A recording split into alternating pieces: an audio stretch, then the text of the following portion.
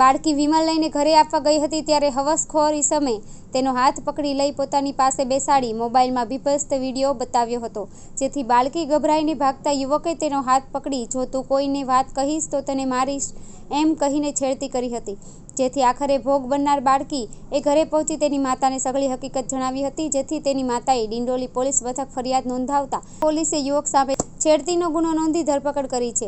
મળતી માહિતી પ્રમાણે ડિંડોલી વિસ્તારમાં આવેલ CR પાટીલ રોડ પર શ્રી હરિનગર સોસાયટીમાં 34 વર્ષીય જગદીશભાઈ નાથુભાઈ પાતુરકાર રહે છે। જગદીશે ગતરોજ તેના ઘર પાસે રહેતી 9 વર્ષની માસૂમ બાળકી પર દાનત બગાડી હતી। માસૂમ બાળકી સવારના 11:30 થી 11:45ના સમયે ટ્યુશન ક્લાસીસથી ઘરે પરત આવતી હતી। તે વખતે જગદીશ બાળકીને પોતાની પાસે બોલાવી વિમલ લાવી આપવા માટે જણાવ્યું હતું। બાળકી બહારથી વિમલ લાવી જગદીશભાઈના ઘરે રૂમ પર આપવા માટે ગઈ હતી। આ તકનો લાભ ઉઠાવી જગદીશે તેને પોતાની પાસે બોલાવી બાજુમાં બેસાડી હતી અને પોતાના મોબાઈલ ફોનમાં બીભત્સ વિડીયો બતાવ્યો હતો, જેથી બાળકી ગભરાઈને ભાગવાની કોશિશ કરી હતી, જેથી જગદીશે તેનો હાથ પકડી લઈ પોતાની પાસે ખેંચી જો તું કોઈને આ વાત કહીશ તો હું તને મારીશ એમ કહીને છેડતી કરી તેને ધમકી આપી હતી, જેથી આખરે બાળકી ત્યાંથી નીકળી પોતાના ઘરે પરત આવી હતી અને તેણે માતાને સઘળી હકીકત જણાવી હતી। ડિંડોલી પોલીસ સ્ટેશન વિસ્તારમાં રહેતા એક વ્યક્તિએ એમના પડોશમાં જ રહેતી એક દીકરીને છેડખાની કરી હતી। આ છેડખાનીમાં એણે એ દીકરીને એક પોતાનો કોઈ પાન મસાલા મંગાવ્યો હતો દીકરી પાસે, અને જ્યારે દીકરી ત્યાં લઈને આવી ત્યારે એને એક પોતાના મોબાઈલમાં રહેલી કેટલીક ક્લિપ્સ જે પોર્ન પ્રકારની હતી ક્લિપ્સ બતાવી હતી।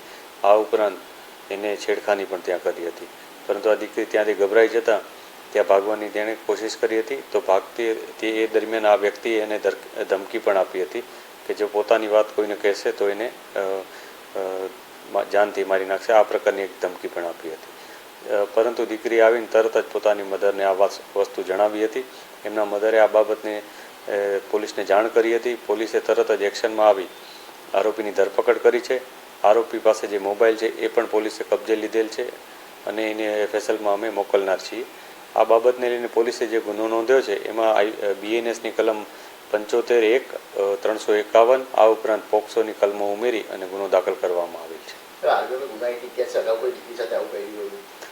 અત્યારે અમે જે ઇન્વેસ્ટિગેશન કરી રહ્યા છીએ એમાં આરોપીને ઇન્ટ્રોગેશન દરમિયાન એવી કોઈ બાબત હજી સામે નથી આવી કે એનો કોઈ ગુનાહિત ઇતિહાસ છે કે નહીં, પરંતુ કેટલીક બાબતો પોલીસને એવું જાણવા મળેલ છે કે અગાઉ પણ એણે કોઈ બીજી અન્ય દીકરીને પણ આવી રીતના હેરાન કરી હતી, પરંતુ એક વસ્તુ કન્ફર્મ થઈ જાય ત્યારબાદ જ અમે એના ઉપર આગળની કાર્યવાહી કરી શકીશું।